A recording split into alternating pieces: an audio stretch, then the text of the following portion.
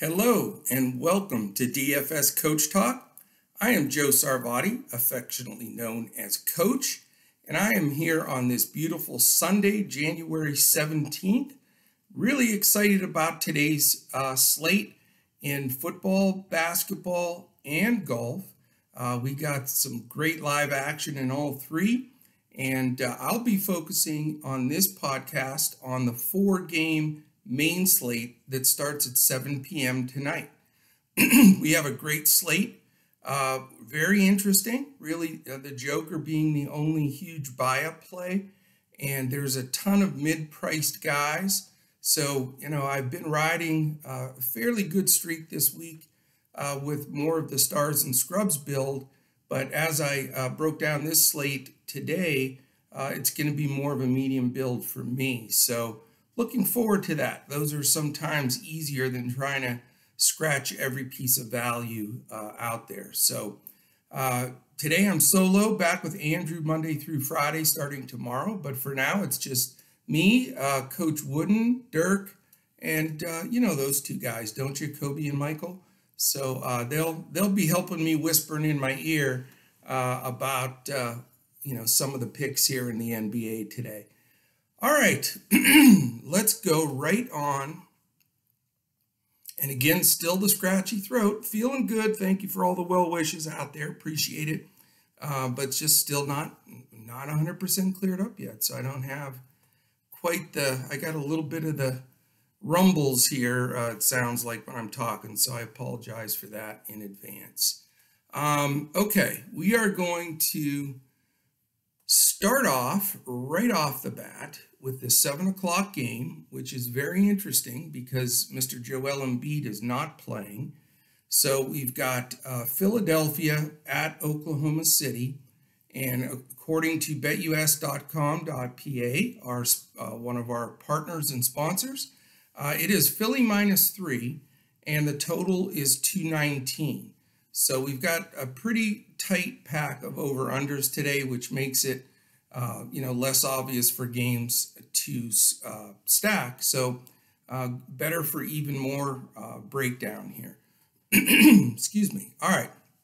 Philadelphia is the 6th best defensive efficient team in the league. However, without Embiid on the floor, that drops significantly. I think Embiid has a good chance, first or second team All-NBA defense this year. And I would say that 6 drops more down to like about a 10 or 11. So keep that in mind when we're looking at, of course, my Oklahoma City Thunder that I always make a little fun of because I think their roster's so bad. The defense efficiency for Oklahoma City is 18th, so a little below normal. But here's what makes you want to play this game. There are a lot of DFS points and usage to be had by Philly with Embiid out, and the pace of play, Philly's 4th, and Oklahoma City is 14th, believe it or not. So they're better than average with that team that you would think would slow it down. So it's worth a look here. A couple of things to mention. Let's take a look at the latest injury report, and and what I'll do is I think I'm just going to go over that real quickly here. I've been doing that in advance, and it seems to help as we're going through the game. So let's talk about, again, we're the main slate only, the 4 games in the afternoon. In the evening. There are 2 early games, though, and if you're interested in playing those, I will be giving out lineups for the early game, 2 early game slate, which is the Knicks and Celtics at 1 and the Bulls and Mavericks at 3. So members only, jump in Discord. And if you want to become a member, dfscoachtalk.com. We would love to have you and have you join our community. We've been hammering it. We did great on the early card yesterday as well. So, okay, back to the injury report. And let's review that shortly here. We've got Patrick Beverley confirmed in. He had personal issues last game. Lou Williams is still listed as questionable, so we got to keep an eye on him. Hassan Whiteside, just been a dumpster fire this year. He's questionable, along with Marvin Bagley, so we want to keep that news in hand because that really boosts up their inside players big time that, with those two guys out. So Derek Favors is probable for Utah. Joe Ingles remains out. For the Pacers, Caris LeVert will be out. I don't know if you heard the news, but I'll share that as they found a small mass on his kidney when they were doing the physicals for the trade. So it's really terrifying. So prayers out to Mr. LeVert and his family. That is really scary for a guy that was just, blew me into a superstar in this league. So it doesn't affect the Harden trade, but the LeVert trade was separate with Houston and Indiana. So that trade could be in doubt, but we hope not. And we'll see if Oladipo gets sent back to Indiana or if this deal is able to go through. Okay, Lonzo Ball remains out, which definitely changed the rotation with the Pelicans. We had Nickeil Alexander-Walker 2 games ago crush it. The last game, highly owned, did not get it done at all. So the question will be, where are we going to go with that one? Gary Harris is in, so that's great news. And then we have Al Horford remains out for Oklahoma City, no timetable of return. So that brings in some of those bigs from OKC, unfortunately. And so we'll go over those. And then there's a plethora of news in those early games because there's some of the COVID teams, but we'll take a good look and with the members there in Discord on those early ones. The only other ones, it looks like Simmons and Hield will play, and it looks like Eric Bledsoe will return now for New Orleans, which muddles up that backcourt with Walker and Hart and everybody a little bit more. All right, that's what we have for player news. Let's get back to game one where we were and look at that breakdown. So we know Philly is a road favorite here. The Thunder, have a decent record. They're 6-6, which is to me incredible with the roster they have. Philly's 9-5. Obviously, with Embiid off the floor, there is some usage to go around. Now, Dwight Howard did a heck of a job. Mid-30s minutes, smashed value, and now it's a back-to-back. Can they get that kind of production from Mr. Howard in a back-to-back like this? Oklahoma City's inside players, especially without Horford's experience in there, is really super thin. So, Howard had, I believe, 16, 17 rebounds yesterday. He's a great value still. They haven't really adjusted his pricing. And, you've got to have him as the very first guy that you consider putting in there. Hard to believe in 2021, my first recommendation for the day is Dwight Howard. Didn't see that coming, but, he's going to have be on the floor. He's going to get the usage. And, they expected Embiid to miss 2 games. So these are the 2. And if Howard can just step it up, they certainly can rest him the next go around when Embiid is back. So, it's not a completely blind smash play being that it's a back-to-back, but Howard playing mid-30s minutes is going to probably get, the same type of rebounding, and he did the old Dwight Howard 2 for 8 from the foul line in this last game.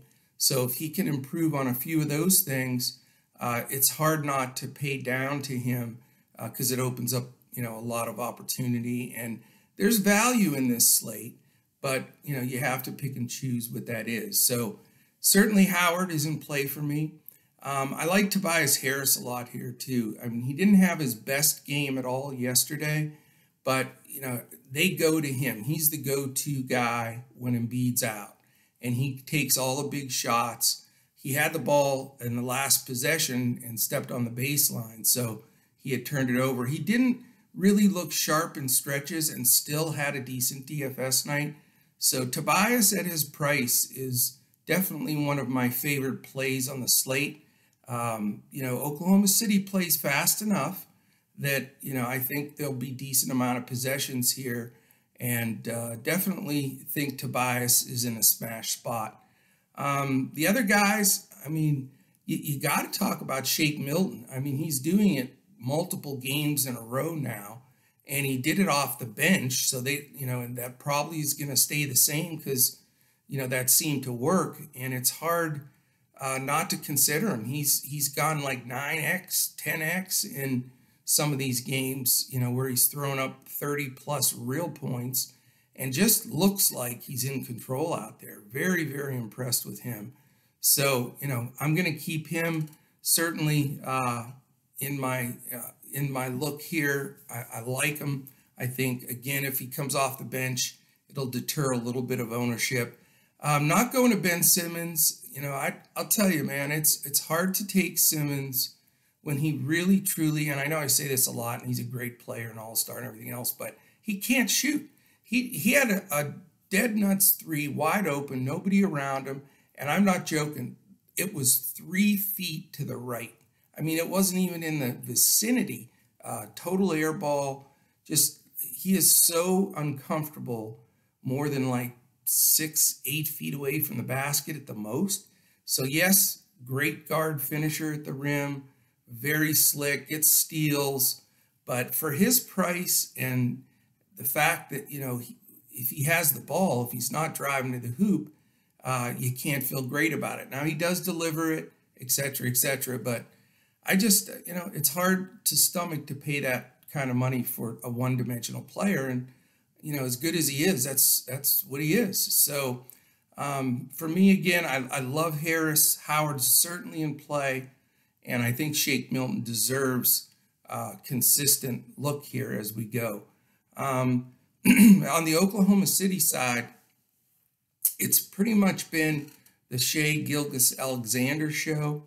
Now, what I will say is Ben Simmons is a really good defensive guard, and I think he locks Shai down in this game. And I like the fact that it's only a 3-point spread, and without Embiid, there's a good chance that it won't blow out. But I think they hold Shai down. Ben does a great job on him, and Shai's price is high. So the question is, where else can you go with the Thunder? Well, since Horford's been out, Isaiah Roby, for the cheap price that he is, really does, gets minutes, and when he's in there, he makes things happen. He rebounds, he blocks. He's not going to break the slate, but if you're looking for another value big, he certainly is an option, and I believe he's power forward eligible on FanDuel, so it gives you a few options there. Luguentz Dort went berserk the last game. He had put a 50 burger on the board after multiple games in the teens. So, I with Horford out, I know Dort gets a lot more rebounds, and that's why I considered him the last game. Wish I would have pulled the trigger on it, but 50 is definitely a ceiling for him. But if he was going to get 50 at his price, he'd take him. There's certainly going to be some regression there. Howard is a good rim protector. Tobias Harris defends well. Danny Green defends well. Ben Simmons defends well. So not going the Dort bandwagon. I think you'll have some people jump on it since he did put up the 51 fantasy points last time. Not comfortable with Hill at this point. Darius Bazley is a nice GPP play, not cash, too inconsistent. But man, the kid can jump out of the building, and he has a lot of skill. So I have no problem dialing him up in a GPP, but not real comfortable in a cash game. All right, game 2 of this sharp little 4-game schedule. It is an 8 o'clock game. So we have a 7 and 8, a 9 and a 10. So that's a great stagger for watching some hoops this evening. I'm excited about that. That'll help trying to view everything. last night was amazing. I was trying to watch the golf because we have guys really in contention there a little bit, and it moves so slow compared to the other sports. You're trying to flip around. We had, Andrew and Shane give out our NFL lineups, and boy, they did a great podcast for today. It's already posted on YouTube. Check that out for the 2 NFL games today. And then trying to watch all those basketball games that started at the same time. It was like overload trying to see everything out there. But this will be better tonight in the NBA with the 4 staggered starts, which is good. All right, Utah at Denver. Very interesting game. Denver's only a 1.5-point favorite. The total is only 219. Utah, like normal, is 5th in defensive efficiency. Denver's all the way down to 24th, which is why they are only 6-6, which is better than they were. Utah somehow has managed to get to 8-4, and I don't think anybody really realizes that. Haven't heard much from them. They don't normally smash anything on the slate. Here's the problem. Utah's playing at the 22nd pace and Denver 25th. So you got 2 teams that don't like to push the ball. Utah playing really good defense and a low number. So this is not a game that I am going to focus on at all. The Joker's going to be highly owned because he's the only true pay-up guy on this slate, and there is enough value that you can make him fit. However, I am going to fade the Joker today. I've played him quite a bit lately, and deservedly so. I mean, this year, the way he's playing, he's in shape. I think he had to have dropped a good 30 pounds. He looks good. He's a phenomenal all-around player. But I just don't want to pay up for that $11,000 price. I want to be able to build a solid medium build without any scratch players at the bottom. And he is facing a great Utah defense with the 2-time NBA Defensive Player of the Year and Rudy Gobert, the Stifle Tower. So, that's going to deter a little bit of that inside, the paint, rebounds, and putbacks. Again, with his ability, to get assists and everything else, he's certainly playable, but I'm just not going to go there today. If you're going to fade him, against Utah in this type of circumstances, where you would want to fade him. So that's what I'm going to look at there. Donovan Mitchell's okay. He gets it done, but Denver does have a few guards that get up in your chops with Harris and Barton. They will get after you. So, the question is on Utah, is there anybody else to go to? Bogdanovich has been very inconsistent. Conley's been okay. So I don't really want to go there. I'm going to pass there. On the Denver side, Jamal Murray's one of my favorite DFS targets, but he's been wildly inconsistent this year. They've actually put Monte Morris on the floor with him a lot, especially finishing, and it takes the ball out of Murray's hands. Morris brings it up. Murray slides over to the 2, and that hurts some of his assists and just, being involved in more plays. So I'm not going to go there. I am still waiting for him to show some consistent performance like he did in the bubble, but I'm just not going to go there. Will Barton can, pay off value. He's seemed to grab some of those extra minutes with Joe Ingles being out, and he's been consistent. He plays down the stretch. His price is decent. So the only guy I'm really looking at is Will Barton on the Denver side. Now, Paul Millsap has put some games together, I admit it, but I'm not real comfortable going there. He still splits some minutes with some of the guys. So this is going to be my lowest owned game by far, with maybe just a one-off with Barton, and that's about it. Okay, before we get to the third game, real quickly, I wanted to mention we have a great offer right now. It's through betus.com.pa. If you sign up with them as a first-time depositor for a BetUS account and you deposit $149, that goes into your BetUS account, and in turn, you get a free membership with us at DFS Coach Talk that goes from now all the way until April 1st. So it's a phenomenal deal. if you do bet on sports. It's hard to pass up, and it gives you an opportunity to really learn and see what our community is all about. If you're not a sports bettor, you don't want to go that way, we're also offering that $149 for membership from now until April 1st. If you just want to join for a short period, we have a week, a month, however you want to do it. But we'd love to have you. And our community's growing. We have fantastic members. Everybody helps each other out with news, and we're following everything through Lock. And then one step further, especially this year with all of the COVID stuff, is we're staying in there throughout the evening, because inevitably there's big player news, COVID sittings, game cancellations. There's just more variables than have ever been present in the NBA. So being a part of a group that everybody's eyeballs are on it, we've been able to catch and make some swaps. And all three, DraftKings, FanDuel, and Yahoo, have late swaps, so you cannot beat it. My big ask each show, if you're watching this on YouTube, I'd ask that you please hit that subscribe button. That's extremely important to us. We're growing pretty rapidly, and that really helps us where we come up in searches on YouTube when people are wanting to listen to DFS Sports. While you do that, please give us the thumbs up, and then click that little alert button, a little alarm there. It will let you know when our podcast posts. And we do it in front of the paywall, 7-day-a-week NBA podcast. So you want to catch that. That comes out around lunchtime every day. Then we do 2 podcasts for the NFL now that they're in the playoffs, where they're going to go over the Saturday, Sunday games. As it shrinks now, we'll go down to 1 NFL podcast, but those guys are sharp. It's Andrew Hansen and Shane Caldwell. They're our NFL pros.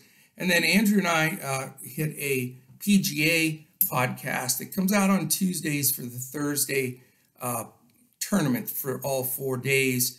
If you're a member, we also give out a Friday night weekend PGA lineup as well. And we've been smacking PGAs around like nobody's business, so hopefully we finish strong with that today. So that's the ask. Really appreciate that. If you are following us on Twitter, we're at DFS Coach Talk. I'm at Joe Sarvadi, JoeSarvadi. Andrew is at Language Olympic, and Shane is at DET Sports Shane. So check us out there. If you're listening to us audio-wise through Spotify, Apple Podcasts, iTunes, please take a second. Give us a 5-star, a couple of quick words, review. All of that really helps us, again, climb up and get more listeners. And we really, really do appreciate that. You can comment to us on YouTube anytime. We've been getting a lot more of those. We're happy to respond and talk with you on that stuff. So, all right, appreciate it. That's what I wanted to get going. Now we go to game 3. It is a 9:00 start, and it's the Pelicans 4-7 and the Sacramento Kings 5-8. Right now, BetUS.com.pa has New Orleans as a 2.5-point road favorite, and this is the high game of the night as far as over/under. It's 227.5. So it's higher. We've got the first 2 games were both 219.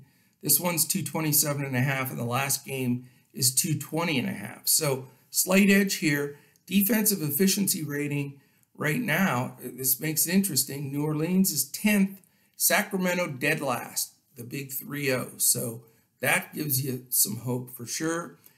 Pace-wise, though, the Pelicans, which is very surprising to me, are the 26th rated pace. You would think with, those fast guards running the show there, from Lonzo to Hart to Walker, to Bledsoe, those guys get up and down, but it's been more of a set it up, ISO Ingram, or try to get the ball down into Zion, and it slows things up.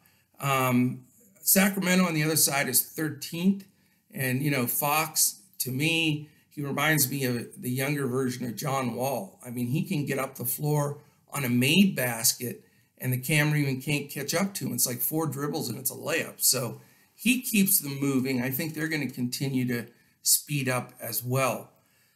So let's talk about this game a little bit. It's, this is the trickiest game for me because you've got some moving parts here. Walker had the one big game and then the huge dud. Now that Bledsoe's back, Alonso's still out. It concerns me with Walker's minutes. I think he's the one that loses the most with the Bledsoe return. I think Josh Hart's minutes are safer, and I think he's a decent play at his price.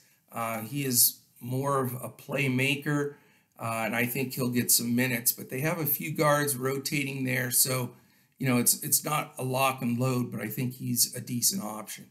I really like Brandon Ingram tonight. I think his price is still fair enough. He's not cheap, but he's not in the stupid range of prices. So Ingram is certainly in play. Also, absolutely love Zion in this game. I think this fits for him. He's looking pretty good out there. He's getting the minutes. He's getting the touches and usage. I definitely think he's a great play tonight.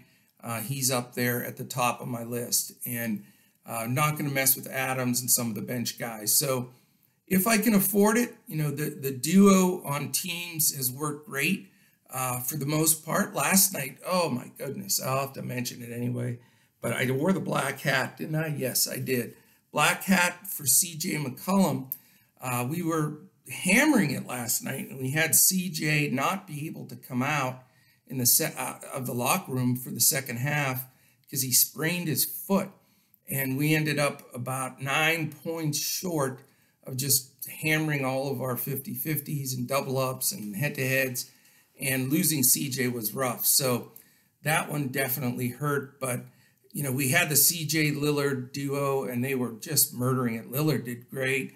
And again, if we would have had CJ come out in the second half, we'd have been good. But I want to do a similar double dip here with the Pelicans. I think this works out very well. Excuse me.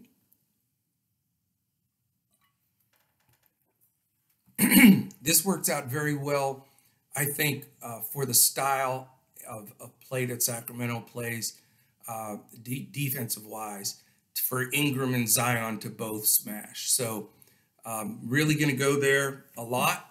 It's sort of Zion 1, Ingram 1A, and Josh Hart is a possibility as a third wheel, or if I don't play Ingram and go Williamson and Hart. So looking at that, I like that part of it. On the Sacramento side, De'Aaron Fox has been terrific. His price is high, but, he certainly deserves ownership here. And again, with the medium build, not having to pay up for the Joker, not having guys, like Luka and, Harden and Durant and, LeBron and AD, none of those guys are on the card. So, it allows for some of these mid-range guys that I haven't been able to play recently. And De'Aaron Fox is one of them. I think that, he's certainly in play. He's playing with confidence. He had a monster dunk down. I had no idea he could jump like that, but had a monster dunk down the lane. Had to be one of the plays of the week the other day. So he's in consideration. Buddy Hield's coming off just a dynamic game where he was, just played big minutes. For all the Hield fans, he really got it done. So maybe they're finally going to let him loose. The guy needs to get minutes and he can shoot. So he's in play here. The only other guy that I would consider would be Richaun Holmes. I think that he has played really well, very consistent, high floor, not as high of a ceiling, but for cash games, he's really, really steady. So this is my game of the night. From the Orleans side, I like Williamson, Ingram, and Hart. From the Sacramento side, I like Fox, Hield, and Holmes. So probably 2v2 on this one minimum for me. And it just happens to be that 227.5 number. And I think these two teams get up and down. They both need a win at 4-7 and 5-8. So I think you want to focus on that game a lot. All right, let's finish up the card here. we've got the fourth and final game, late night sweat game, 10 o'clock Eastern, Indiana at the LA Clippers. BetUS.com.pa's latest line is the Clippers minus 5.5 and the over-under of 220.5, which was not bad at all. Certainly not going to get LeVert in there, which would have been really fun to see, but that has been delayed. Defensive efficiency-wise, Indiana's a very solid 7th. A lot of that is Miles Turner. He's been spectacular in the paint. He leads by a mile the league in blocked shots, and he's been playing some good ball. Clippers, on the other hand, again, I know I mention it every day, but I have to. They're 26th. They have Pat Beverly, Paul George, the Claw. I mean, are you kidding me? Ibaka. These guys have all made all NBA defensive teams for the season, and they're 26th in defensive efficiency. So I have no idea who's calling their defensive plays or setting up their schemes, but they need to readjust. And Nicholas Batum's been playing a lot. He's a great defender. So you got me, but that's what the numbers say. The numbers don't lie. So we got to figure that one out. If it was football, they'd fire their defensive coordinator, I think, pretty quickly. All right, pace-wise, here's my problem with this game and why it's not a clear stack game for me. I know, onesie twosie in this for sure, but you have Indiana playing at the 18th pace and the Clippers 28th. So neither team's pushing the ball. You've got great defense on the Indiana side. A Clippers team that's certainly capable of playing much better defense. And, it's the biggest spread of the day at 5.5. So I'm not crazy about this game. I think you're going to have people that have salary left are going to, probably try to play Kawhi here. He's been okay. He hasn't had the big ceiling games that we're used to. Paul George has been a little bit more consistent, and he's really more of the favorite for me in this Clippers side of the ball. Serge Ibaka, I've been putting in play at times, and he does okay. So he's a mention for me.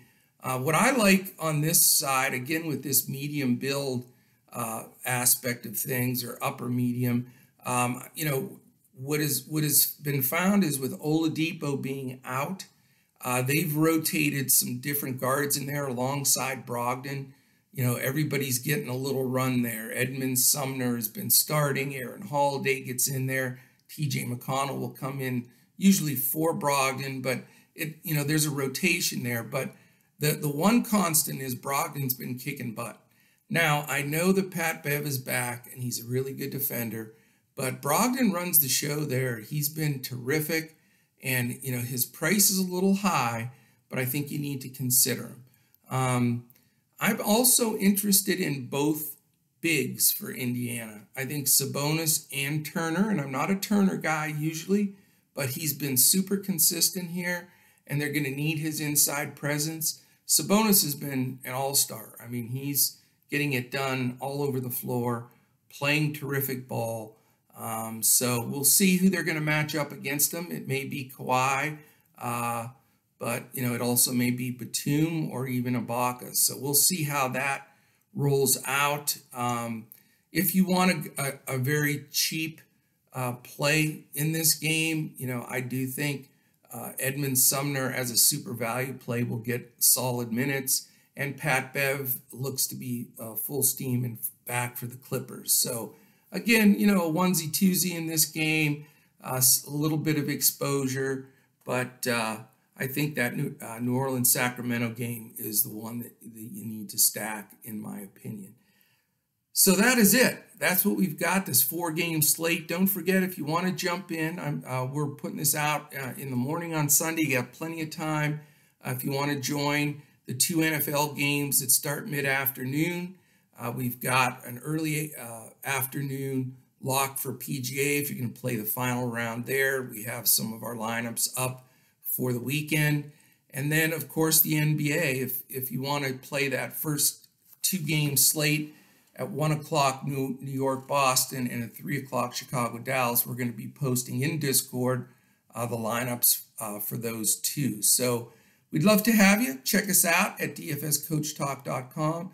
If you have any questions, please let me know. I'd be happy to answer any of those or help you out wherever I can. I've been really enjoying doing some one-on-one time with our members. Really put out, what we call the DFS Coach Talk process, which, it all has everything to do with two things: bankroll management and contest selection, which we feel are the one and two most important things that you do even before you build your lineup. So we'd love to go over that with you and have you part of us. I hope you enjoyed this podcast today. We will be back Monday through Friday this week with Andrew and I. So looking forward to that. And we have some great NBA slates coming up, today being one of them.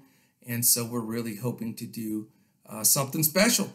So thank you very much for the entire Coach Talk team: Tyler Pitzer, Mr. Shane Caldwell, Joe Stanton, Brett Trimble, Dawson Sarvati, Andrew Hansen, Shane Caldwell, and myself.